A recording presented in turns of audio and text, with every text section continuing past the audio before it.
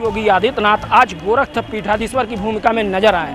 बरसों से चली आ रही जो शोभा यात्रा है, आज उसका मुख्यमंत्री योगी आदित्यनाथ के अगुवाई में शोभा यात्रा निकाली गई, जो गोरखनाथ मंदिर से होते हुए मानसरोवर स्थित रामलीला मैदान पहुंचा, जहां उत्तर प्रदेश के मुख्यमंत्री योगी आदित्यनाथ ने रामलीला का मंचन कर रहे श्री राम और भगवान लक्ष्मण को राज तिलक कर कर रावण के वध के लिए भेजा। वहां मौजूद लोगों को उन्होंने संबोधित करते हुए बताया कि किस तरह से विजयदशमी का पर्व लोग मनाते हैं। असत्य पर ये सत्य की बहुत बड़ी जीत है। जब रामचंद्र जी ने रावण का वध किया और उसके बाद जब वो सीधे अयोध्या पहुँचे, उसके बाद जो खुशियाँ मनाई जा रही थी वो किसी दीपावली से कम नहीं थी। इसी को लेकर ये त्यौहार मनाया जाता है और उन्होंने कहा कि जो असत्य पे सत्ता की जीत है, इसको लेकर लोगों को अनुसरण करना चाहिए ताकि लोग जो हैं वो झूठ और फरेब से बच सकें। बताते चले कि इस शोभा यात्रा का जगह जगह लोगों ने स्वागत भी किया। बात करें मुस्लिम समुदाय की तो मुस्लिम समुदाय पुरानी परंपरा है, मुस्लिम समुदाय लोग जो होते हैं वो इस जो शोभा यात्रा का स्वागत करते हैं। आज भी इस परंपरा का बखूबी निर्वाह किया गया और मुस्लिम समुदाय ने बढ़ चढ़कर मुख्यमंत्री के इस शोभा यात्रा का स्वागत किया। इसके बाद जगह जगह शोभा यात्रा का स्वागत हुआ। लगभग 2 घंटे लग गए इस शोभा यात्रा को 1 किलोमीटर मानसरोवर पहुंचने में। उसके बाद मुख्यमंत्री योगी आदित्यनाथ ने बखूबी इस जो पुरानी परंपरा है इसका निर्वहन किया। मुख्यमंत्री होने के बाद लगातार उनका समय कम रहता है, इसके बावजूद व्यस्ततम समय में उन्होंने समय निकालकर आज इस पुरानी परंपरा का निर्वाह किया। एएनबी न्यूज के लिए गोरखपुर से गोविंद कुशवाहा।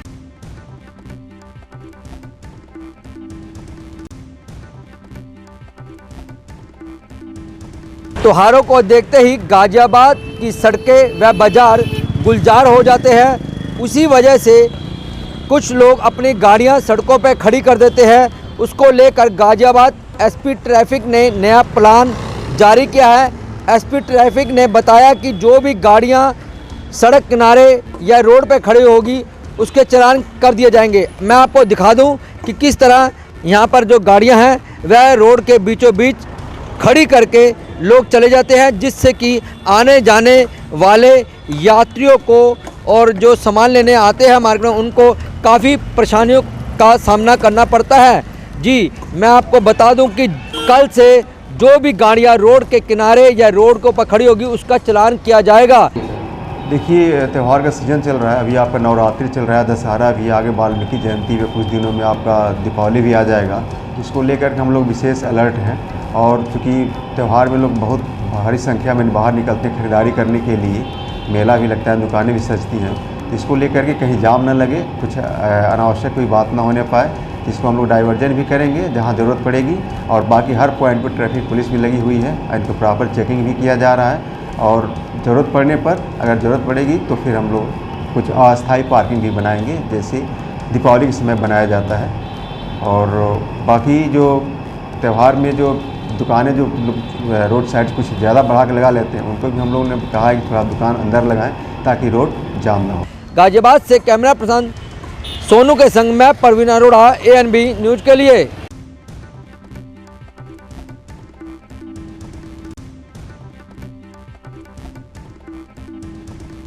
योगी आदित्यनाथ आज गोरखनाथ पीठाधीश्वर की भूमिका में नजर आए।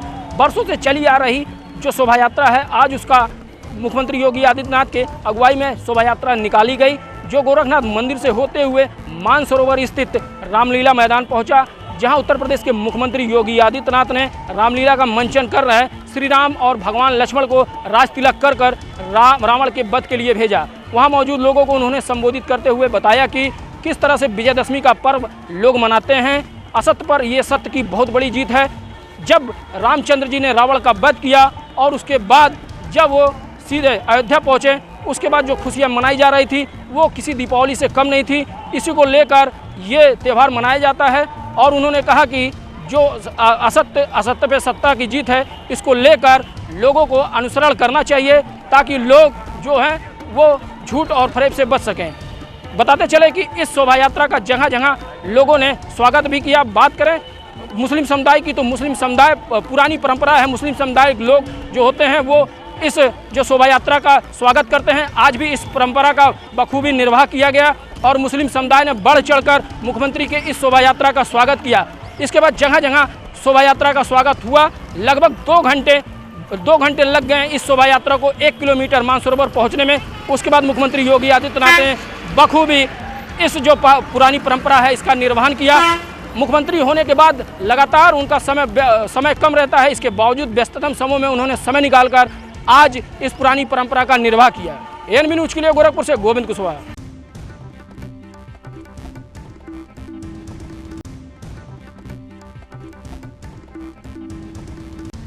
राजापुर तहसील क्षेत्र के भवेट गांव में मिट्टी का टीला ढह जाने से 2 बच्ची समेत एक महिला मिट्टी के टीले पे दब गई। सूचना पर पहुंची पुलिस ने कड़ी मशक्कत के बाद रेस्क्यू ऑपरेशन कर तीनों को मिट्टी से बाहर निकाला। तब तक एक बच्ची समेत एक महिला की मौत हो चुकी थी। कि दोनों इस घटना से पूरे क्षेत्र में मातम का माहौल है। बताया जा रहा है कि यह सुबह करीब 9 बजे 2 बच्ची और एक महिला मिट्टी लेने जंगल में गई हुई थी, तभी ये हादसा हुआ। किसी राहगीर ने परिजनों को इसकी सूचना दी थी। हालांकि पुलिस अधीक्षक का कहना है कि ये एक बच्ची की जो हालत है वह अभी स्थिर है, उसे जिला अस्पताल में रेफर किया गया है और उसका इलाज चल रहा है। घटना ग्राम भवेट की है जो राजापुर थाना अंतर्गत पड़ता है।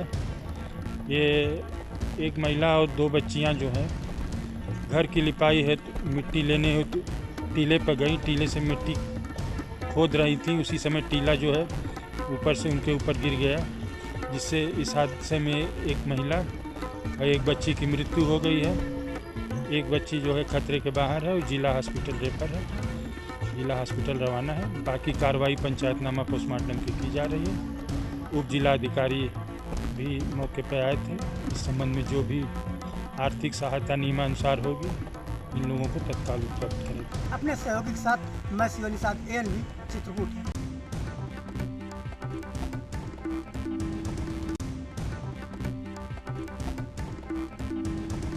झांसी जिले के चिड़गांव थाना क्षेत्र अंतर्गत ट्रैक्टर ट्रॉली पलटने से 11 लोगों की मौत हो गई, जिसमें से 7 महिलाएं और 4 बच्चे बताए जा रहे हैं। इस पूरी घटना से वहां सनसनी फैल गई और हड़कंप मचा हुआ है।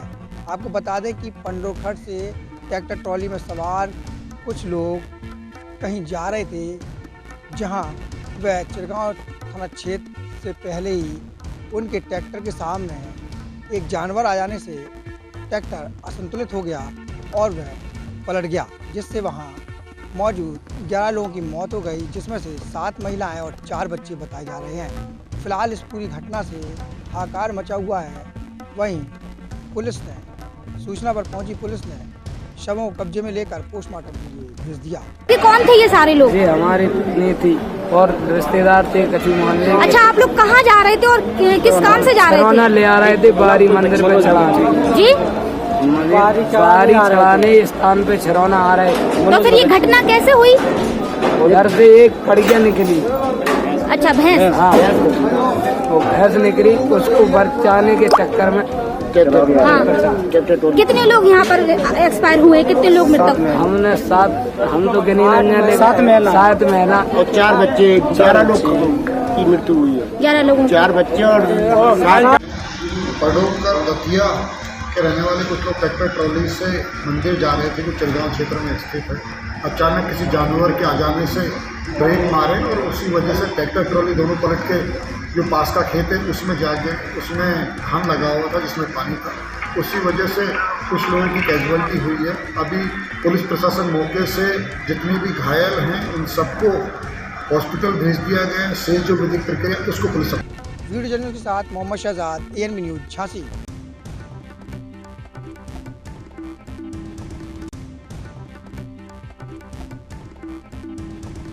देवरिया जिले में दशहरा के दिन युवकों के मारपीट में एक युवक की मौत थाना कोतवाली के रामनाथ देवरिया में हुई है, जो सीसी रोड की घटना है।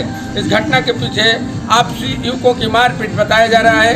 एक घटना से जहां एक 11 में पढ़ने वाले छात्र की मौत हुई है और काफ़ी माहौल यहाँ पे गमगीन हो गया है दशहरे में मोहल्ले का।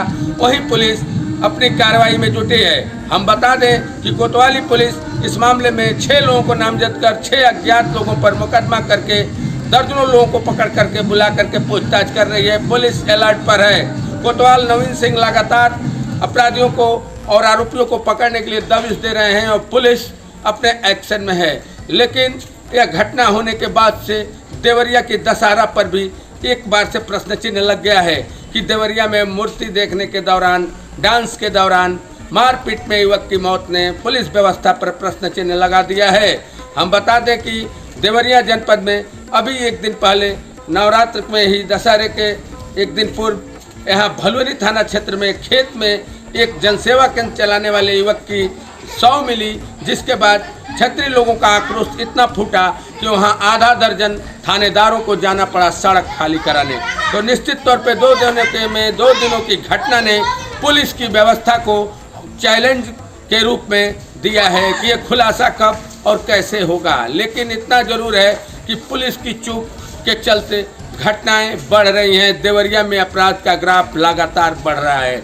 चाहे वादे जो भी हों, लेकिन अपराध पे काबू होता नहीं दिख रहा है। दशहरे में 2 थाना क्षेत्रों में 2 दिन की हत्याओं ने यहाँ की पुलिस व्यवस्था को और सिस्टम को हिलाकर रख दिया है। अब इसका खुलासा कब होगा, कैसे होगा, यह आने वाला वक्त बताएगा। लेकिन फिलहाल इन मामलों से पर्दा उठाने के लिए जिले के तेज तर्रार पुलिस अधीक्षक डॉक्टर सिरपत मिश्र ने टीमें बनाकर लगा दी हैं और जल्द से जल्द खुलासा करने का आश्वासन परिजनों को दिया है।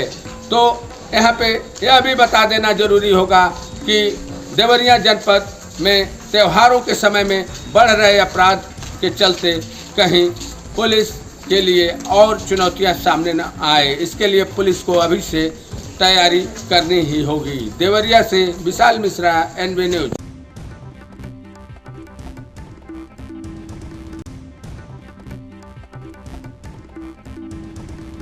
मध्य प्रदेश के मंदसौर में दशहरे के पर्व पर रावण का वध न करते हुए उसकी पूजा अर्चना की जाती है। आपको बता दें कि मंदसौर के नामदेव समाज द्वारा रावण को अपना दामाद माना गया है। वहीं विजयदशमी के अवसर पर मंदसौर के खानपुरा में रावण की प्रतिमा स्थापित है, जो कि 41 फीट की है, जिसकी हर साल पूजा अर्चना की जाती है। ऐसा भी माना गया है कि रावण की पत्नी मंडोत्री मंदसौर की रहने वाली होकर नामदेव समाज की बेटी है, इसीलिए रावण को मंदसौर का दामाद माना गया है। नामदेव समाज द्वारा हर साल दशहरे के पर्व पर रावण की प्रतिमा की साफ सफाई कर और पूजा अर्चना की जाती है।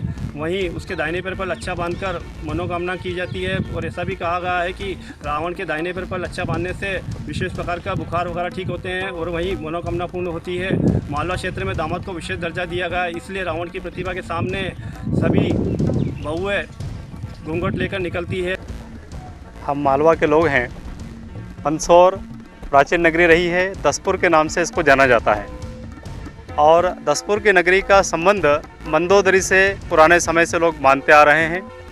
मंदोदरी को मंदसौर शहर की बेटी मानते हैं, उसी निमित्त रावण महाराज को मंदसौर शहर का जमाई मानते हैं। और मालवा की परंपरा है कि जमाई का यहाँ पर मान सम्मान किया जाता है, पूजा अर्चना की जाती है, माता बहनें उनका घूंघट करती है और घूंघट लेकर उनका मान सम्मान यहाँ पर किया जाता है। चूँकि पूजा अर्चना वाली बात जो आप पूछ रहे हैं, इसमें पूजा जो होती है, चूँकि अच्छाइयों की सदैव पूजा होती है। यहाँ पर नामदेव समाज जो है सवेरे मुहूर्त में यहाँ पर पधारते हैं सभी लोग, समाज जन ढोल धमाके के साथ हम लोग यहाँ पर आते हैं। सवेरे 10 बजे हम यहाँ पर पूजा अर्चना करते हैं। पूजा अर्चना करने के साथ में हम उनसे मंदसौर शहर की सुख समृद्धि की कामना भी करते हैं, क्योंकि रावण महाराज प्रकांड विद्वान पंडित थे। रसायन आयुर्वेद से संबंधित 10 दिशाओं का उनको बहुत सारा नॉलेज था, ज्ञान था, इसलिए उनकी NB न्यूज संवाददाता दीप सिंह सोलंकी, मंदसौर।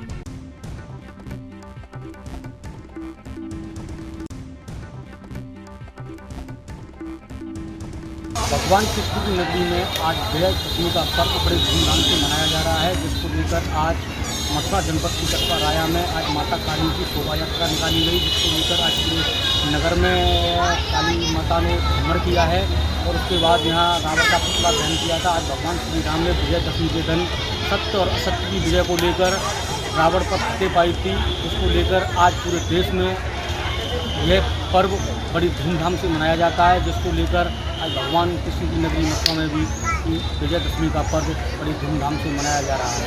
मथुरा से रिंकू शर्मा, ANB न्यूज।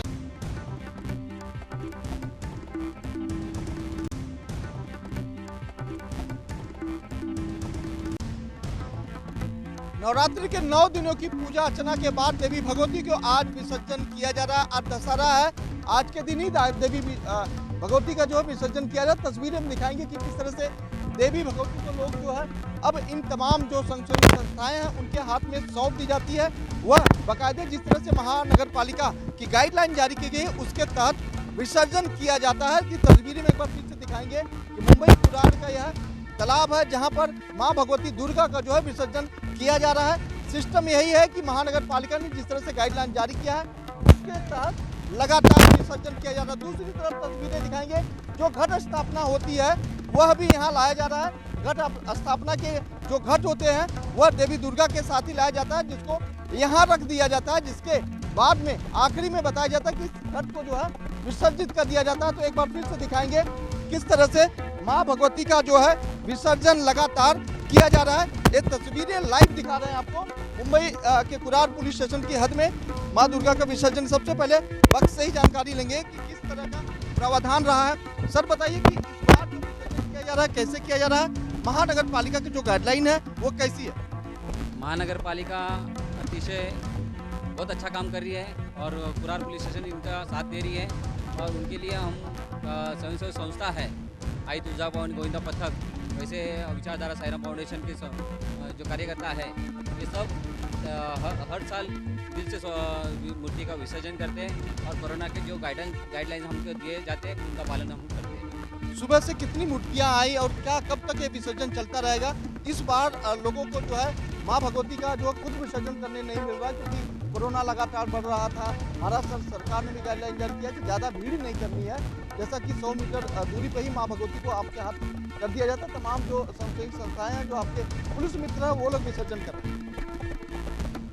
ये जो कोरोना का काल है वो काल में जो गाइडलाइन है वो दिया गया है उनका पालन जो करना है वो करना ही पड़ेगा क्योंकि जो कोरोना है अभी भी ख़त्म नहीं हुआ है और ना बढ़े इसके लिए हम कोशिश करते रहेंगे। इसलिए हम महानगर पालिका के गाइडलाइन की तौर पर जिस तरह से महानगर पालिका की गाइडलाइन जारी की है उसके तहत किया जा रहा है। लेकिन आपको दूसरी तस्वीरें दिखाएंगे कि मुंबई पुलिस के तमाम अधिकारी यहाँ मौजूद हैं और इसके अलावा भी डॉग स्क्वाड की टीम भी अभी कुछ देर पहले आई थी जो लगातार छानबीन कर रही थी कि किसी तरह की कोई आपत्तिजनक वस्तु ना हो, उसको लेके भी देखा। लेकिन एक बार फिर से दिखाएंगे कि किस तरह से माँ भगवती दुर्गा का जो है यहाँ विसर्जन किया जा रहा है। हालांकि भक्त चाहते हैं कि वह खुद माँ भगवती का विसर्जन करें, लेकिन इस बार चूंकि कोरोना काल है इसलिए यह परमिशन महानगर पालिका और मुंबई पुलिस द्वारा नहीं दी गई है क्योंकि संपर्क नहीं। फिलहाल आपको बता दें कि 100 मीटर दूरी पर ही जिन भक्तों के द्वारा माँ यहाँ लाई जाती है उनको वहीं रोक लिया जाता है और मूर्ति को यहाँ लाया जाता है। तस्वीर एक बार फिर से दिखाएंगे कि किस तरह से मुंबई के कुरार पुलिस स्टेशन की हद में यह विसर्जन किया जा रहा है। तो तस्वीरें लगातार यहाँ ANB न्यूज़ पर दिखाई जा रही है। लेकिन आपको सबसे पहले एक बार और बता दें कि किस तरह से जो विधि विधान है उसके तहत यहाँ विसर्जन किया जाता है क्योंकि भक्तों में एक आस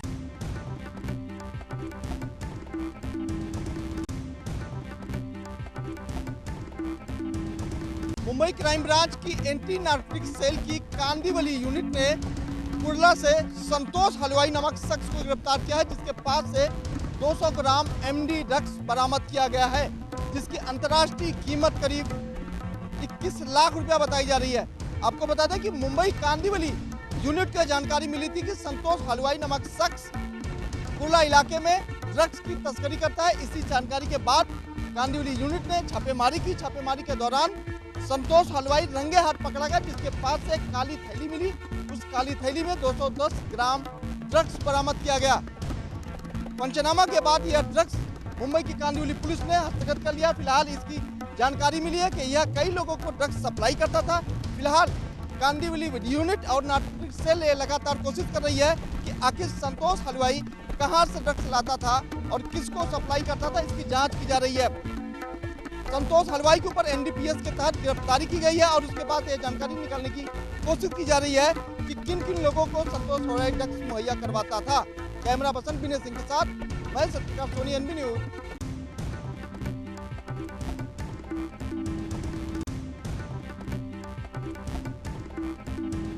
बैंकों की मनमानी दिन प्रतिदिन बढ़ती चली जा रही है। बैंकों के द्वारा खाता धारकों के खातों से पैसे काट लिए जाते हैं और इसकी जानकारी खाता धारकों को नहीं दी जाती है।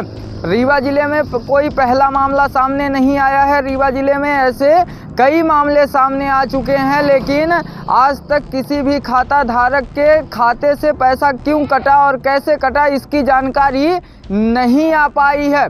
कुछ ऐसा ही रीवा जिले के चाकघाट और मऊगंज में देखने को मिला है, जहां पर अलग अलग बैंकों में मध्यांचल, SBI और यूनियन बैंक में 1 दर्जन से ज़्यादा खाता धारकों के खातों से 2,85,000 रुपये काट लिए गए। इसकी शिकायत पीड़ितों के द्वारा मऊगंज और चाकघाट थाने में भी दर्ज करवाई गई, लेकिन आज तक खाता धारकों के खाते से पैसे क्यों कटे इसकी जानकारी सामने नहीं आ पाई है। पीड़ित दिन प्रतिदिन दर दर की ठोकर खाने को मजबूर होता चला जा रहा है, लेकिन उसका पैसा उसके खाते में वापस नहीं आया है। वहीं खाता धारक जब बैंक में पहुंचे और इस बात की जानकारी लेने के लिए कि उनका पैसा उनके खाते से क्यों कटा, तो इस बात की जानकारी बैंक अधिकारियों और बैंक कर्मचारियों के द्वारा नहीं दी गई। बैंक अधिकारी इससे बचते हुए नजर आए, जिस पर पीड़ितों के द्वारा रीवा SP कार्यालय में पहुंचकर न्याय की गुहार लगाई गई है। हालांकि रीवा जिले में जैसे इन दिनों बैंकों की मनमानी अपने चरम पर है, ये कहीं ना कहीं गरीबों के लिए बड़ी बात है, क्योंकि गरीबों के खाते से 5 से 10 हज़ार रुपये कट जाना उनके लिए बहुत बड़ी बात होती है। वह अपना पैसा सुरक्षित रखने के लिए बैंकों में आते हैं, लेकिन बैंकों से ही उनका पैसा लगातार काटा जा रहा है। इसकी शिकायत भी वो जगह जगह पे करते हैं, लेकिन शिकायत का कोई भी असर नहीं होता है, जिस कारण से 1 दर्जन से अधिक शिकायतकर्ता रीवा SP कार्यालय में पहुंचे और न्याय की गुहार लगाई है।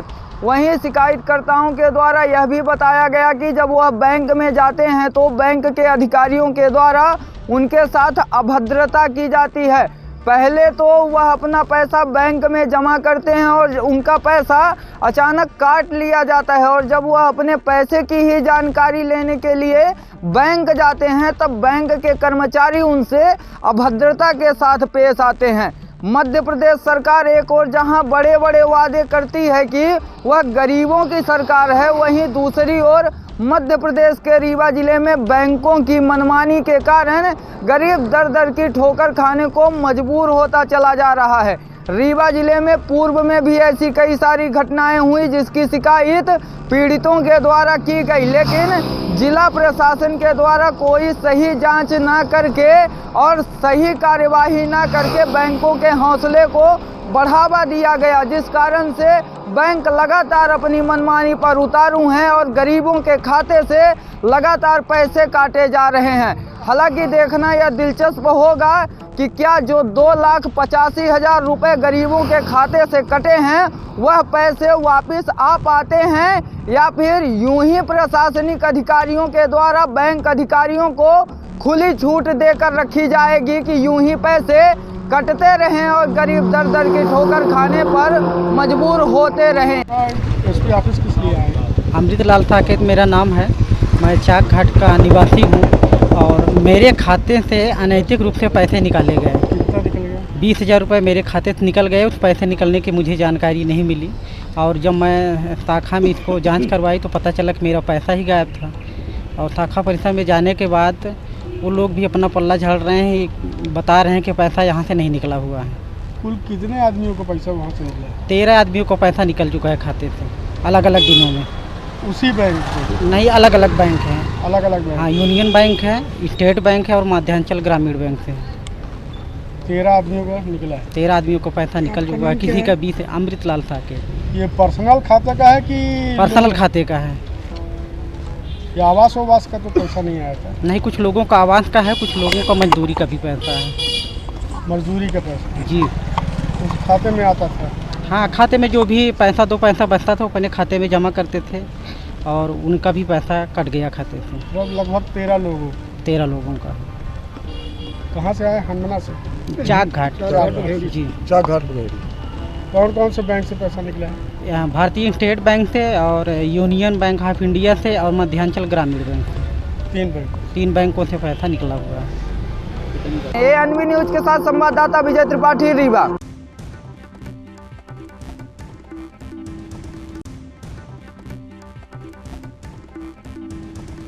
ललितपुर जनपद में हाल ही में एक रेप का मामला जो है सामने आया है। आपको बता दें कि ललितपुर जनपद में की थाना कोतवाली अंतर्गत एक लड़की ने 28 लोगों पर बलात्कार करने का आरोप लगा है। इस मामले में पुलिस ने कार्रवाई करते हुए सभी 28 लोगों के खिलाफ में मुकदमा दर्ज कर लिया है। साथ ही 28 लोगों की जो गिरफ्तारी के जो काम है पुलिस जो है लगातार धरपकड़ कर रही है। साथ ही आपको बता दें कि ललितपुर पुलिस की जो एसओजी टीम है इसको बड़ी सफलता कामयाबी हुई है। इसमें सपा के जिलाध्यक्ष बासपा के जिलाध्यक्ष 3 लोगों को एसओजी टीम ने मिर्जापुर से गिरफ्तार किया है। साथ ही इन तीनों लोगों को जिला चिकित्सालय में मेडिकल के लिए भेजा गया है। अब देखने वाली बात यह है कि आखिर इसमें कहां तक सच्चाई इस मामले में और क्या दोषी है उन पर क्या कार्रवाई की जाती है। साथ ही जो नाबालिग लड़की इसका कहना है इसकी जो पिता है उसने इसे व्यापार में उतारा था, उसे नशीली दवाई खिलाकर उसके साथ जो बलात्कार करवाते थे। अब देखना है कि आखिर पुलिस द्वारा इस मामले में क्या सच्चाई सामने ली जाती है और जो दोषी इन पर क्या कार्रवाई की जाती है। कोतवाली थाने में पंजीकृत एक मुकदमा हुआ है जिसमें कि एक नाबालिग द्वारा अपने साथ पिछले कई सालों से बड़े बलात्कार की सूचना दी गई थी। इस क्रम में करीब 7 लोगों को अब तक गिरफ्तार किया जा चुका है।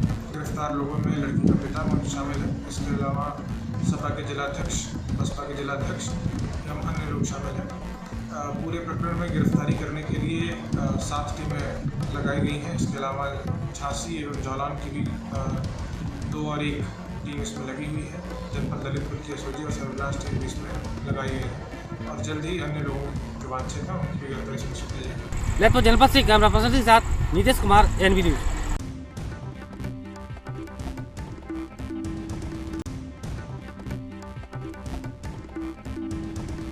विजयदशमी का पर्व जनपद शामली में हर्षोल्लास के साथ मनाया जा रहा है। आज विजयदशमी के पर्व पर लोगों ने बढ़ चढ़कर भाग लिया है। शामली के कैराना, कांदला, शामली वे अनेकों जगह विजयदशमी के पर्व को बड़े हर्षोल्लास के साथ मनाया जा रहा है। इस समय हम जनपद शामली के कैराना में हैं। अब कैराना में पिछले कई सालों से विजयदशमी का पर्व हर्षोल्लास के साथ मनाता आ रहा है। आपको बता दें इस समय कैराना में विजयदशमी के पर्व पर 3 पुतले बनाए गए हैं, जिसमें एक पुतला रावण का, दूसरा मेघनाथ का और तीसरा कुंभकर्ण का बनाया गया है। विजयदशमी का ये पर्व कहते हैं कि असत्य पर सत्य की विजय दर्शाता है। आज विजयदशमी के इस पर्व को देखने के लिए भारी संख्या में लोगों ने बढ़ चढ़ के भाग लिया है। आप देख सकते हैं किस तरीके से यहाँ पर भारी संख्या में लोगों ने बढ़ चढ़कर भाग लिया है।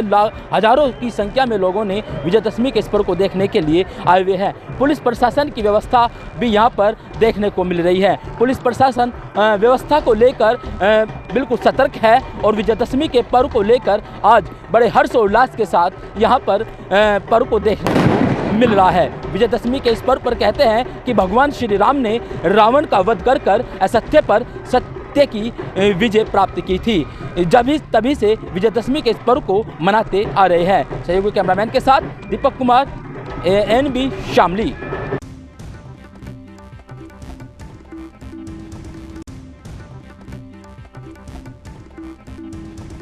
ललितपुर जनपद में हाल ही में एक रेप का मामला जो है सामने आया है। आपको बता दें कि ललितपुर जनपद में की थाना कोतवाली अंतर्गत एक लड़की ने 28 लोगों पर बलात्कार करने का आरोप लगा है। इस मामले में पुलिस ने कार्रवाई करते हुए सभी 28 लोगों के खिलाफ में मुकदमा दर्ज कर लिया है। साथ ही 28 लोगों की जो गिरफ्तारी के जो काम है पुलिस जो है लगातार धरपकड़ कर रही है। साथ ही आपको बता दें कि ललितपुर पुलिस की जो एसओजी टीम है इसको बड़ी सफलता कामयाबी हुई है। इसमें सपा के जिलाध्यक्ष, बासपा के जिलाध्यक्ष 3 लोगों को एसओजी टीम ने मिर्जापुर से गिरफ्तार किया है। साथ ही इन तीनों लोगों को जिला चिकित्सालय में मेडिकल के लिए भेजा गया है। अब देखने वाली बात यह है कि आखिर इसमें कहां तक सच्चाई इस मामले में और क्या दोषी है उन पर क्या कार्रवाई की जाती है। साथ ही जो नाबालिग लड़की इसका कहना है इसकी जो पिता है उसने इसे व्यापार में उतारा था, उसे नशीली दवाई खिलाकर उसके साथ जो बलात्कार करवाते थे। अब देखना है कि आखिर पुलिस द्वारा इस मामले में क्या सच्चाई सामने ली जाती है और जो दोषी इन पर क्या कार्रवाई की जाती है। कोतवाली थाने में पंजीकृत एक मुकदमा हुआ है जिसमें कि एक नाबालिग द्वारा अपने साथ पिछले कई सालों से बड़े बलात्कार की सूचना दी गई थी। इस क्रम में करीब 7 लोगों को अब तक गिरफ्तार किया जा चुका है। गिरफ्तार लोगों में लड़की का पिता शामिल है। इसके अलावा सपा के जिलाध्यक्ष, बसपा के जिलाध्यक्ष एवं अन्य लोग शामिल हैं। पूरे प्रकरण में गिरफ्तारी करने के लिए 7 टीमें लगाई गई हैं। इसके अलावा झांसी एवं जौलान की भी 2 और 1 टीम इसमें लगी हुई है। जनपद ललितपुर की एसओजी और सर्विलांस टीम भी इसमें लगाई गई है और जल्द ही अन्य लोगों जो वांछित हैं उनकी भी गिरफ्तारी सुनिश्चित की जाएगी। लखनऊ जनपद से कैमरा पर्सन के साथ नीतीश कुमार, NV न्यूज।